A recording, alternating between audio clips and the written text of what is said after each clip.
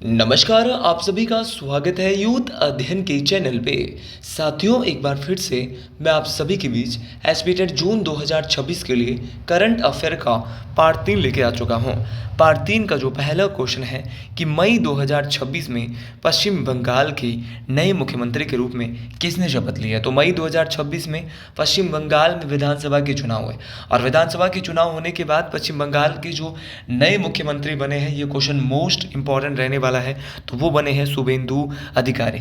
तो अगर बात करें शुभेंदु अधिकारी की, तो ये पश्चिम बंगाल के नए मुख्यमंत्री बने हैं।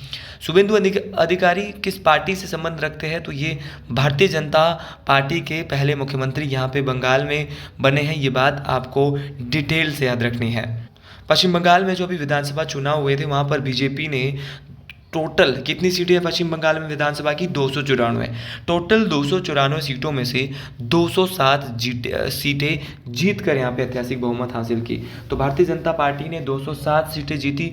टोटल सीटें कितनी थी? 294। तो कोई सा क्वेश्चन भी आ सकता है कि पश्चिम बंगाल के नए मुख्यमंत्री शुभेंदु अधिकारी किस पार्टी से संबंध रखते हैं? भारतीय जनता पार्टी से पहले मुख्यमंत्री बने हैं। और साथ में आपको ये भी याद रखना है कि भारतीय जनता पार्टी ने कितनी सीटें जीती? तो 207 सीटें जीती। चलिए जी, अगले क्वेश्चन की ओर बढ़ते हैं। अगला क्वेश्चन है कि ताइवान ट्रैवलॉग उपन्यास के लिए अंतरराष्ट्रीय बुकर पुरस्कार किसने जीता? तो एक ताइवान ट्रैवलॉग उपन्यास है और इस उपन्यास के लिए जो है अंतर्राष्ट्रीय बुकर पुरस्कार जो जीता है वो यांग शुआंगजी और लिन किंग।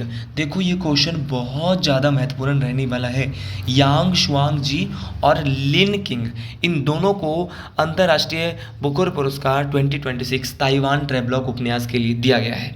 साथियों, ये कौन है? तो अंतर्राष्ट्रीय बुकर पुरस्कार 2026 एक ताइवानी उपन्यास का नाम है ताइवान ट्रैवलॉग को दिया गया है। साथियों, इस क्वेश्चन को मैं पूरा डिटेल से पढ़ा उससे पहले अगर आप भी इसी साल एसपीटेट जून 2026 में क्लियर करना चाहते हो और हमारे साथ जुड़ना चाहते हो और लास्ट के समय में अपना एसपीटेट क्वालिफाई करना चाहते हो, 7876145409 इस नंबर पे कांटेक्ट करके आप हमसे वो हैंड रिटन नोट्स परचेज कर सकते हैं, जिससे हज़ारों बच्चे इससे पहले भी अपने एसपीटेट को क्वालिफाई कर चुके हैं। साथियों, आपके बीच में हर एक दिन बेहतरीन से बेहतरीन वीडियो डाल रहा हूँ, तो आप ज़्यादा से ज़्यादा इस चैनल को फॉलो करें और ज़्यादा से ज़्यादा भाइयों तक बहनों तक इस चैनल को पहुंचाएं जो भी एसपीटेट जून 2026 की तैयारी कर रहा है। आपके एग्जाम के लिए 7 से 8 दिन बचे। अब लास्ट के समय में हम बहुत मेहनत करने वाले हैं। तो ताइवानी उपन्यास है ताइवान ट्रैवलॉग। भाई, इसके लिए मूल रूप से ये चीनी भाषा में लिखने वाली जो एक लेखिका थी यांग शुआंगजी। तो यांग शुआंगजी लिखा जो ये ताइवान ट्रैवलॉग है वो चीनी भाषा में लिखा है किसने? यांग शुआंगजी ने। सीधा क्वेश्चन ये भी आ सकता है कि ताइवान ट्रैवलॉग एक उपन्यास है, इसके लेखक कौन है? तो याद रखना यांग शुआंगजी। ऐसे क्वेश्चन भी पेपर में पूछे जा सकते हैं। लेकिन इसका अंग्रेजी में जो अनुवाद किया वो किया था लिन किंग। किसने किया था? लिन किंग ने किया था। और संयुक्त रूप से इसको इसीलिए इन दोनों को मिला, लिखा यांग शुआंगजी ने, लेकिन इसको ट्रांसलेट करने का काम किया लिन किंग ने। इसीलिए इन दोनों को ये पुरस्कार यांग शुआंगजी और लिन किंग को अंतर्राष्ट्रीय बुकर पुरस्कार 2026 मिला। इसमें जो इनको पुरस्कार राशि मिली वो $50,000 के आसपास यहाँ पे मिली, जो कि लगभग 53 लाख रुपए के आसपास है। चलिए जी, अगले क्वेश्चन की ओर बढ़ते हैं। अब बात करें अंतर्राष्ट्रीय बुकर पुरस्कार की। अंतर्राष्ट्रीय बुकर पुरस्कार एक साहित्यिक पुरस्कार है और ये प्रतिवर्ष अंग्रेजी में अनुवादित या यूके या आयरलैंड में प्रकाशित पुस्तकों को दिया जाता है। साथियों, अंतर्राष्ट्रीय बुकर पुरस्कार 2025 में जो मिला है वो भारत की एक लेखिका को मिला है जिनका नाम है बानू मुश्ताक। तो बानू मुश्ताक, और इसको अनुवादक जो है वो दीपा भारती है। इन्होंने लघु कथा संग्रह इनका हार्ट लैम्प, तो हार्ट लैम्प के लिए इन्होंने ये जीता था, जिसका दीपा भारती ने इसका अनुवाद किया। और बानू मुश्ताक क्या है? एक कन्नड़ लेखिका है, प्रथम कन्नड़ लेखिका जिनको अंतर्राष्ट्रीय बुकर पुरस्कार 2025 में मिला था। ये क्वेश्चन भी बहुत ज़्यादा बार यहाँ पे कॉम्पिटिटिव एग्जाम में लास्ट टाइम हमको दिखा था। अगला क्वेश्चन, भारत के नए CDS को बोलते हैं भारत के नए चीफ ऑफ डिफेंस स्टाफ कौन बने हैं? बहुत ही प्यारा क्वेश्चन, बहुत ही इंपॉर्टेंट और बहुत ही बेहतरीन क्वेश्चन बना है कि भारत के नए चीफ ऑफ डिफेंस स्टाफ कौन बने हैं? तो जी, वो बने हैं आपके NS राजा सुब्रमणी। तो NS Raja Subramani, option number A बिल्कुल सही हो जाएगा। ये जो है वो भारत के नए क्या बने हैं, आपके भारत के नए लेफ्टिनेंट जनरल थे। तो लेफ्टिनेंट जनरल एन.एस. राजा सुब्रमणि क्या बने हैं, भारत के नए chief of defence staff, CDS इनको अपॉइंट किया गया है। इन्होंने किसकी स्थान लिया है, तो इससे पहले जो भारत के CDS थे वो अनिल चौहान थे और 31 मई को इन्होंने अब इनकी नियुक्ति हो गई है किसकी, लेफ्टिनेंट जनरल एन.एस. राजा सुब्रमणि। साथियों 2019 में बिपिन रावत भारत के पहले chief of defence staff, Bharat के पहले CDS कौन बने थे जिनकी हवाई दुर्घटना में मृत्यु भी हो गई थी। तो साथियों आपको ये बात बेहतरीन तरीके से याद रखनी है कि भारत के पहले CDS कौन है। तो भारत के पहले CDS है बिपिन रावत, वर्तमान में है लेफ्टिनेंट जनरल एन.एस. राजा सुब्रमणि और इन्होंने किसका स्थान लिया है, अनिल चौहान का। अगला क्वेश्चन है साथियों कि विश्व फुटबॉल दिवस 2026 कब मनाया गया। अगर बात करें विश्व फुटबॉल दिवस 2026 की तो ये आपका 25 मई को मनाया गया। साथियों विश्व फुटबॉल सप्ताह 2026 कब से कब तक मनाया गया, तो ये 21 मई से 25 मई के बीच में मनाया गया था। और याद रखना है विश्व फुटबॉल सप्ताह 2026 की जो थीम थी वो क्या थीम थी, तो ये थीम थी आपकी be active, play for health, play for joy. तो be active, play for health और प्ले फॉर जॉय ये थीम थी आपके किसकी, विश्व फुटबॉल दिवस 2026 की। ये बात आपको डिटेल से याद रखना है। अगला क्वेश्चन बहुत ही महत्वपूर्ण क्वेश्चन ये रहने वाला है कि भारत और श्रीलंका के बीच द्विपक्षीय डाइविंग अभ्यास INSNL डाइवेक्स 2027, इसका मतलब है इंडिया और श्रीलंका। IN का मतलब है इंडिया, जिसका नाम दिया IN-SNL श्रीलंका। तो इंडिया और श्रीलंका डाइवेक्स 2026 का चौथा संस्करण इस बार 2026 में हुआ है। क्वेश्चन ये भी पूछा जा सकता है कि कौन सा संस्करण था, तो चौथा संस्करण कहाँ पे सफलतापूर्वक आयोजित हुआ है। तो साथियों भारत और श्रीलंका के बीच द्विपक्षीय डाइविंग अभ्यास जो SNL डाइवेक्स 2026 है ये कहाँ पे आयोजित हुआ है, तो ये कोलंबो जो श्रीलंका में पड़ता है वहाँ पर आयोजित हुआ है। साथियों ये द्विपक्षीय डाइविंग अभ्यास है जो जिसको नाम दिया है इंडिया श्रीलंका डाइवेक्स 2026। इसमें जो शामिल देश है वो भारत और श्रीलंका है।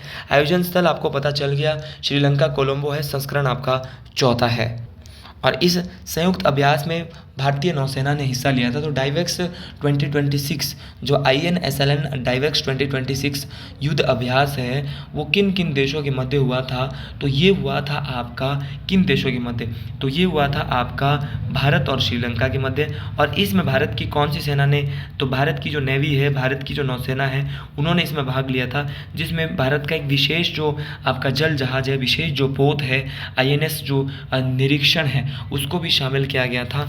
ये बात आपको डिटेल से याद रखनी है। अगला क्वेश्चन है कि मई 2026 में द्विपक्षीय सैन्य अभ्यास सिनबैक्स 2 का दूसरा संस्करण भारत और किस देश के बीच हुआ था।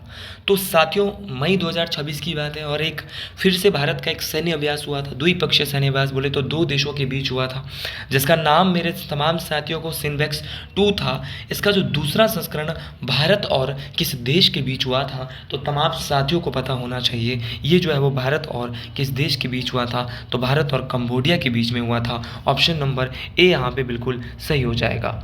देखिए जो आपका द्विपक्षीय सैन्य अभ्यास सिनबैक्स 2 था, इसका पूरा नाम है कंबोडिया इंडिया बिल्टेरियल एक्सरसाइज। तो कंबोडिया इंडिया बिल्टेरियल एक्सरसाइज इसका पूरा नाम था। साथियों इसमें शामिल देश थे भारत और कंबोडिया।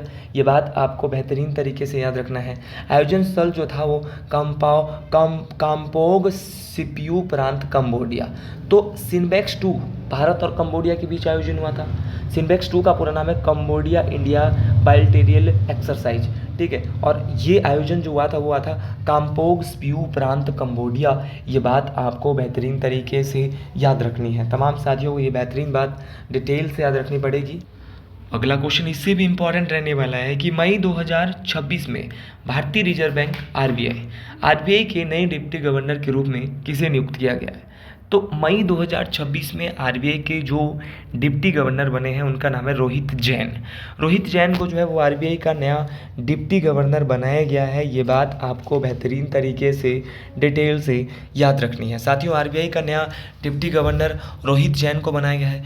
भारत सरकार ने रोहित जैन को भारतीय रिजर्व बैंक का एक नया डिप्टी गवर्नर नियुक्त किया है और इन्होंने जो है वो टी रविशंकर की जगह ली है। तो ये भी क्वेश्चन आ सकता है कि रोहित जैन ने किसकी जगह जगह ली, तो टी रविशंकर की रोहित जैन ने जगह ली थी। करंट अफेयर की आपको भारी डिमांड थी, इसीलिए मैं अब करंट अफेयर आपके बीच ज़्यादा से ज़्यादा लेके आऊँगा।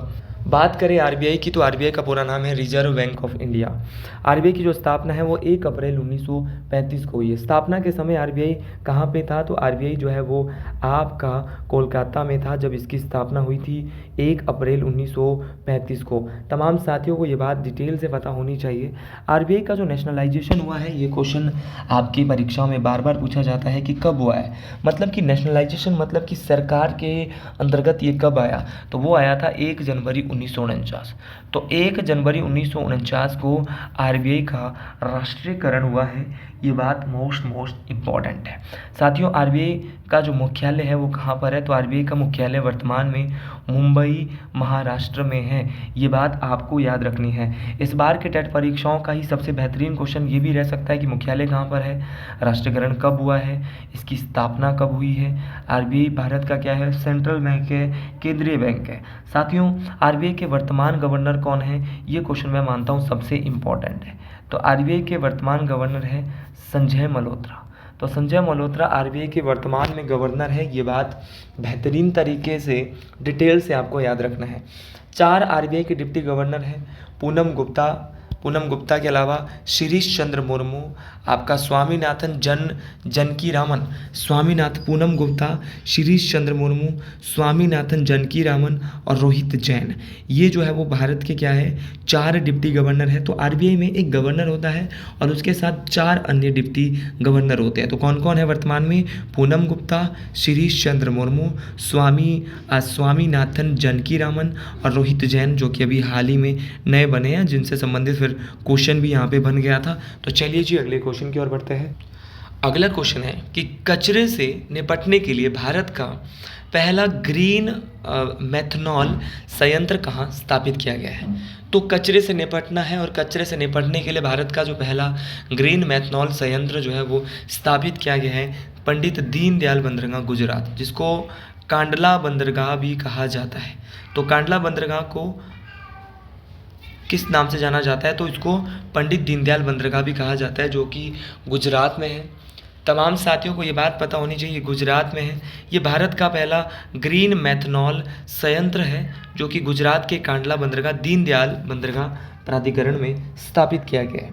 साथियों, यह संयंत्र देखिए ये क्या काम करने वाला है, जो ये कचरे से निपटने के लिए जो पहला ग्रीन मेथनॉल संयंत्र स्थापित किया है, ये क्या है, तो भारत में एक प्रोसिपिस जूलीफ्लोरा गांडो बाउल इसको कहते हैं, कच्चे माल का फीड स्टॉक के रूप में इसको उपयोग करेगा। और कच्छ की एक बनी घास है, कच्छ के रण में एक घास है जो कि मैदानों को बहुत नुकसान वहाँ पे पहुँचा रही है। ये प्रोसिपिस जो जूलीफ्लोरा है, ये भारत में सामान्य रूप से एक विलायती बबूल या इसको काबुली किक्कर भी कभी कभार कह दिया जाता है। तो एक घास सी लगती है मैदानी एरिया में और फिर वो बहुत आगे तक पहुंचती है। तो तेज़ी से फैलने वाली एक कांटेदार झाड़ी जैसी होती है जो कि एक छोटा सा एक वृक्ष टाइप होता है। तो ये क्या कर रही है, नुकसान पहुंचाती है। ये क्या है, मैदानों में बनी जो घास है ये मैदानों को नुकसान पहुंचा रही है, जिस कारण इसके लिए यहाँ पे एक अभियान चलाया गया है इससे निपटने के लिए। तो ये कुछ छोटी चीज़ें हमने यहाँ पे पढ़ी। अगला क्वेश्चन है, मई 2026 में किस देश ने थॉमस कप 2026 का खिताब जीता। तो थॉमस कप 2026 जो इस बार जीता गया वो चीन के द्वारा जीता गया था। अब आप ये सोच रहे होंगे कि जो थॉमस कप है वो किस खेल से संबंधित है। तो थॉमस कप आपका बैडमिंटन खेल से संबंधित है। चलो ये बात तो आप समझ गए। थॉमस कप 2026 का ये 12वां खिताब जो है वो चीन के द्वारा जीता गया है। साथियों, इसमें उपविजेता जो रहा है वो फ्रांस रहा है। भारत का स्थान सेमीफाइनल में भारत हार गया और इसको भारत को कांस्य पदक ब्रॉन्ज मेडल यहाँ पे मिला है। और मेज़बान जो था इसमें कहाँ पर इस बार थॉमस कप 2026 हुआ था, तो ये होर्सेस एक शहर है डेनमार्क में, वहाँ पर हुआ था। थॉमस कप जो है वो बैडमिंटन वर्ल्ड फेडरेशन द्वारा आयोजित पुरुषों के लिए सबसे प्रतिष्ठित बैडमिंटन टीम की एक चैंपियनशिप है। तो आपको याद रखना है कि थॉमस कप का आयोजन जो है वो वर्ल्ड फेडरेशन जो आपकी फाउंडेशन है आपकी बैडमिंटन, इसको बोलते हैं बैडमिंटन वर्ल्ड फेडरेशन, इनके द्वारा इसको आयोजित किया जाता है। पुरुषों के लिए थॉमस कप होता है। अगले क्वेश्चन की ओर बढ़ते हैं, हिमाचल की ओर लिए चलते हैं आपको। तो अब थोड़ा सा हिमाचल का रुख आपको कराते हैं। पहला क्वेश्चन है कि लाहौल स्पीति की किस पंचायत को निर्विरोध इस साल चुना गया है? तो लाहौल स्पीति की ऐसी कौन सी पंचायत है? पंचायती राज चुनाव हिमाचल में भी हुए हैं और आपको पता होना चाहिए कि लाहौल स्पीति की मलंग पंचायत, शुलिंग पंचायत और टांडी, 3 पंचायत लाहौल स्पीति की, क्योंकि लाहौल स्पीति एरिया में बड़ा है लेकिन वहाँ पे वोटर्स बहुत कम है, क्योंकि लाहौल स्पीति में टोटल 17 ग्राम पंचायतें हैं और लाहौल स्पीति की कुल 17 ग्राम पंचायतों को निर्विरोध ही चुना गया है। ये बहुत बड़ी बात है कि जितनी भी पंचायतें वहाँ पे हैं मैक्सिमम को निर्विरोध क्यों चुना गया, ये इसके पीछे भी मैं आपको बता दूंगा।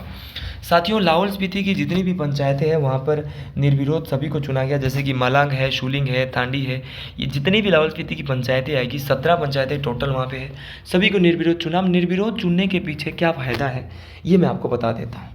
यदि पंचायतों में पंचायत के सभी सदस्य, चाहे प्रधान हो, चाहे मेंबर हो, चाहे वार्ड मेंबर हो, जितने भी वार्ड मेंबर वार्ड्स होंगे पंचायत में, अगर उन सभी को निर्विरोध चुना जाए, सर्वसम्मति से चुना जाए, तो पंचायत को सरकार 25 लाख रुपए इनाम देती है।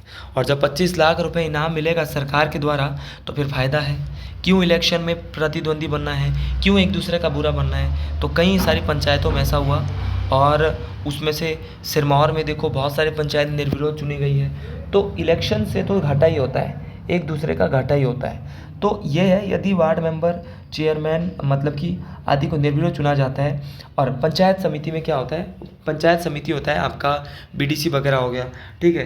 तो अगर इसको भी निर्विरोध चुना दिया जाए तो इसमें 50 लाख रुपए मिलते हैं। और जिला परिषद में अगर जितने भी सदस्य होंगे अगर उन्हें भी निर्विरोध चुन लिया जाए तो आपको 1 करोड़ रुपए दिए जाते हैं। तो जिला परिषद में ऐसा होता ही नहीं कि निर्विरोध चुन लिया जाए जिला परिषद को, क्योंकि जिला परिषद में अब पार्टी वाइज में पंचायतों को बांट देते हैं, जिस कारण यहाँ पे जो है वो जिला परिषद है, अन्य चुनाव है, ये जो चुनाव है वो आपके क्या है चुनाव करवाए जाते हैं और इसमें बहुत पैसा बहाया जाता है इन चुनाव में, जिस कारण बाकी आप सभी लोगों को ये समझना चाहिए कि अगर हम इन चुनाव को निर्विरोध कर लें तो बहुत सारा फ़ायदा हमारा होने वाला है। अगला क्वेश्चन है कि सार्वजनिक सुरक्षा बढ़ाने और पर्यटकों की सहायता के लिए कौन सी पहल का नाम क्या है? तो देखो, सार्वजनिक सुरक्षा को बढ़ाने और पर्यटकों की सहायता के लिए किस पहल की शुरुआत की गई उसका नाम क्या है? तो उसका नाम है वॉच एंड पेट्रोल। तो watch and petrol Himachal Pradesh police के द्वारा शिमला के पास रिज मैदान से चलाई गई है, परंतु बाद में से हिमाचल प्रदेश के अलग अलग क्षेत्रों में जहां पे पर्यटक ज़्यादा आते हैं, जैसे मनाली है, सोलन है आदि तक इसका विस्तार किया गया। तो वॉच एंड पेट्रोल क्या है? तो वॉच एंड पेट्रोल सार्वजनिक सुरक्षा को बढ़ाने के लिए, पर्यटकों की मदद करने के लिए हिमाचल प्रदेश पुलिस के द्वारा शिमला के रिज मैदान से चलाई गई एक क्या है, एक पहल है, जहाँ पर जो है वो क्या है पर्यटक ज़्यादा आते हैं, जैसे मनाली में है, सोलन में है, आपका चंबा में है। तो इन सभी जगहों पर ये चलाई गई वॉच एंड पेट्रोल। अगला क्वेश्चन है कि हाल ही में किस वन्यजीव अभयारण्य में एक दुर्लभ हिमालयी भूरी मादा भालू और उसके 2 शावकों की तस्वीरें कैमरे में कैद हुई है? तो देखिए, एक भूरी मादा भालू है जो कि उनकी माँ है और उसके 2 छोटे छोटे बच्चे हैं। इनको जो कैद किया है वो Raksham Chitkul wild life sanctuary में किया है। अभी रक्षम चितकुल वन्यजीव अभयारण्य, Raksham Chitkul wild life sanctuary कहाँ पर है? ये क्वेश्चन थोड़ा सा बहुत बेहतरीन बनता है। ये किन्नौर में है और इसका एरिया जो है वो 304 वर्ग किलोमीटर है, 304 किलोमीटर स्क्वायर है। इससे पहले 2016-17 में ही यहीं पर हिमालय भूरे भालू को रिकॉर्ड किया गया था। तो ऐसा नहीं है, अभी भी वाइल्ड लाइफ सेंचुरी में हमारे भालू जो वो देखने को मिलते हैं। तो रक्षम चितकुल वन्यजीव अभयारण्य जो है वो आपका किन्नौर में है और यहीं पर हाल ही में अभी इसी वन्यजीव अभयारण्य में एक अखबार में भी आया था, दुर्लभ हिमालय भालू मादा भालू और उसके 2 शावकों की तस्वीरें जो है वो कैमरे में कैद की गई है। तो ये एक अच्छा क्वेश्चन बनता है, ये एक बेहतरीन क्वेश्चन बनता है। अगला क्वेश्चन है कि सरदार पटेल विश्वविद्यालय कब अस्तित्व में आया? तो अगर बात करें सरदार पटेल यूनिवर्सिटी की, यहाँ से बेहतरीन क्वेश्चन बनने वाला है। तो सरदार पटेल यूनिवर्सिटी आपके 1 अप्रैल 2022 को अस्तित्व में आती है। साथियों, सरदार पटेल यूनिवर्सिटी 1 अप्रैल 2022 को अस्तित्व में आती है। चलो ये बात तो हम समझ गए। साथियों, क्वेश्चन पूछा जाता है कि ये विश्वविद्यालय कहाँ पर है? तो एसपीयू आपका मंडी में है और हिमाचल प्रदेश के गवर्नर कविंद्र गुप्ता, कौन है हिमाचल प्रदेश के राज्यपाल वर्तमान में? कविंद्र गुप्ता। तो कविंद्र गुप्ता ने अभी जो है वो यहाँ पर एक दीक्षांत समारोह हुआ था, वहाँ पे अध्यक्षता की थी और समारोह में जो है बच्चों को उन्होंने डिग्रियाँ भी दी थी। अभी दीक्षांत समारोह वहाँ पे हुआ था हाल ही में, और इसीलिए जो है वो वर्तमान में एसपीयू जो है दोबारा से न्यूज़पेपर्स में आई और वहाँ पे बोला कि दीक्षांत समारोह हुआ, वहाँ पे सम्मानित किया, तो इसलिए मैंने एसपीयू का एक क्वेश्चन यहाँ पे रिपीट करवा दिया है। तो उसी प्रकार एचपीयू कहाँ पर? शिमला में है। एचपीयू 1970 में बनी है। इसके पहले vice chancellor doctor Ramkaran Singh है। उसी प्रकार आपका चौधरी श्रवण कुमार कृषि विश्वविद्यालय कहाँ पर है? तो चौधरी श्रवण कुमार कृषि विश्वविद्यालय आपका पालमपुर में है। ये भी बहुत बहुत इम्पॉर्टेंट है, ये भी कई बार पूछा गया है। आपकी नॉन यूनिवर्सिटी, जिसको डॉक्टर यशवंत सिंह परमार जो यूनिवर्सिटी के नाम से भी जाना जाता है, इसकी स्थापना 1985 में हुई है। चौधरी जो श्रवण कुमार यूनिवर्सिटी पालमपुर कांगड़ा में 1978 में बनी थी, और डॉक्टर यशवंत सिंह परमार फॉरेस्ट्री एवं हॉर्टिकल्चर आपका बागवानी जो विद्यालय है, डॉक्टर यशवंत सिंह परमार बागवानी विद्यालय जो है वो आपका 1985 में, ये नॉन सोलन में है। तो तमाम साथियों को आज के लिए इतना ही। आपको भी मेरी वीडियो करंट अफेयर की पसंद आई है तो ज़्यादा से ज़्यादा चैनल को शेयर करें, कमेंट बॉक्स में ज़रूर लिखें जय भोलेनाथ, जय श्री गुरु महाराज, हर हर महादेव। चैनल को सब्सक्राइब जरूर कर लें। हर हर महादेव।